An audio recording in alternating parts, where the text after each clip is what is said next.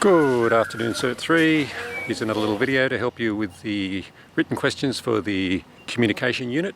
Question 16, it says something like, what if Tom was from a CALD, C-A-L-D background? So CALD, C-A-L-D stands for culturally and linguistically diverse background, so coming from a non-English speaking background perhaps. What are the options? I guess I spoke about taking the time to get to know Tom, even listen and making that effort initially. Ultimately it could be a interpreting service or a translator type service.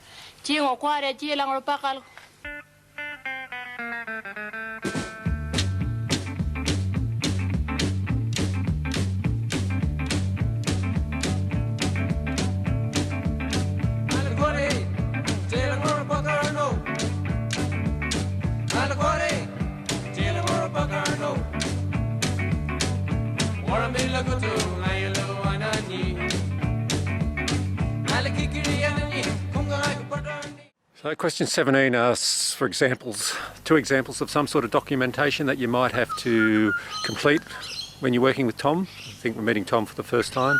You might do some sort of intake form, some sort of an assessment form, initial assessment of where Tom's at, what his particular goals, aims or needs might be. Maybe that could be sort of more of a report that you would write up. Rather than specific forms, maybe it's a report or reports to different agencies. Could lend itself to doing some sort of referral to another agency if you do that initial assessment and work with Tom and decide that there might be another agency that's better suited to working with Tom. Maybe there's some sort of care plan or individual care plan that maybe you develop with Tom. Question 18 asks for the 5 examples of legal requirements that you must adhere to when entering info into Tom's file. So things like being clear and accurate, factual and objective, so don't waffle, be flowery, just stick to the relevant info, ensure that it's dated correctly with the day, month, year, do it in that order, using 24-hour time. So talking about relevant information, don't talk about what a beautiful Hawaiian shirt that Tom was wearing. Be sequential as you can in information. If you're writing up notes, don't leave lines. Accurate and correct identifying information about Tom, so correct name, date of birth, address, phone number, stuff like that. Use blue or black ink if you're handwriting. At the end of documents or reports, if you're signing them, correct name, clearly written, surname, identifiable, and your position identifiable, signed. And if it's an electronic entry, there'd be an approved way of doing that through the organisation. Any abbreviations or symbols, making sure that they're approved by the organisation and everyone understands what they are.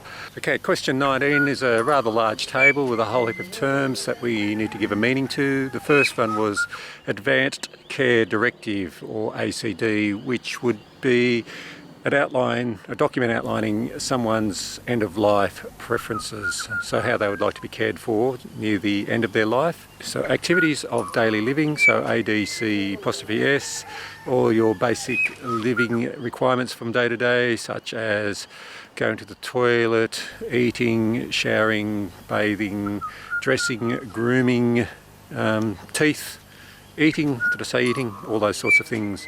Codes of conduct outlines a set of behaviours that you want staff to adhere to, and I guess the behaviours would be in line with the best practices in the industry at this current moment. Consumer Directed Care, CDC. So these are services where the person or the citizens gets a choice in what it is that they want to happen. So there's some flexibility and choice what service they want and who offers it to them. Culturally and linguistically diverse, we mentioned this one earlier, but that is about, I guess, people coming from all sorts of places and cultures. They may not speak English as a first language, for example, so English may be their 4th, 5th, 6th, 7th language, may not have English at all. Their cultural background would be something that I guess many 2nd, 3rd, 4th generation Australians may see as something that they're not that familiar with.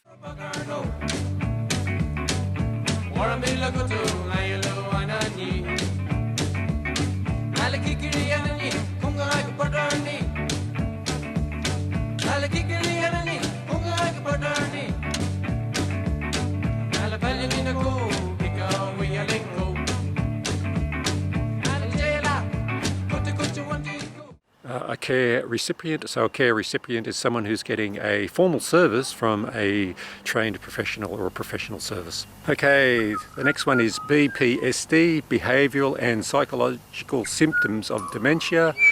Basically, if we live long enough, we'll probably have some signs of dementia. It's the deterioration of brain cells impacting on memory and perhaps leading to people having trouble expressing what it is that they need.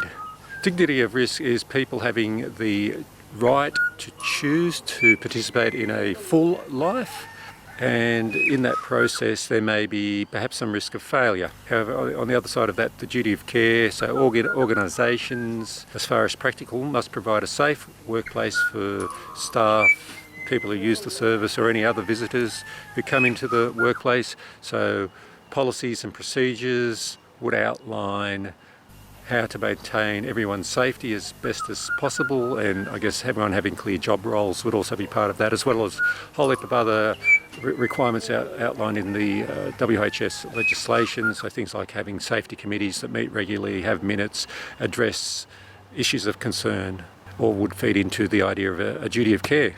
Okay, the next one's informed consent. So that's the ability of a person to understand fully what you're explaining, and then they can agree and make an informed decision to agree or not to agree to the services that you're offering or providing, or the conditions around those services. Perhaps someone from a non-English speaking background or culturally and linguistically diverse background, and may need for some sort of interpreter to help with that process, or maybe perhaps someone with a particular disability may need to have a trusted carer to help with informed consent from time to time.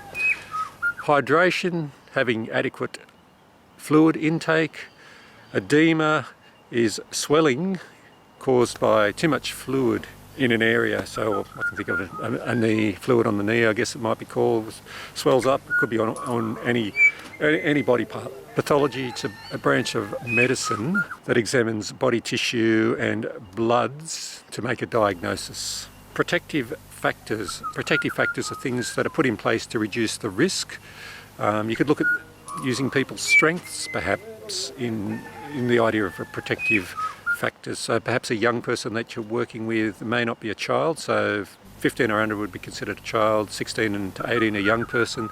Maybe you're dealing with a young person and maybe things are getting a little rocky at home, and using their networks and their strengths, if they felt that they were unsafe in the future, they've got a network of a relative or a friend that they would agree to go to.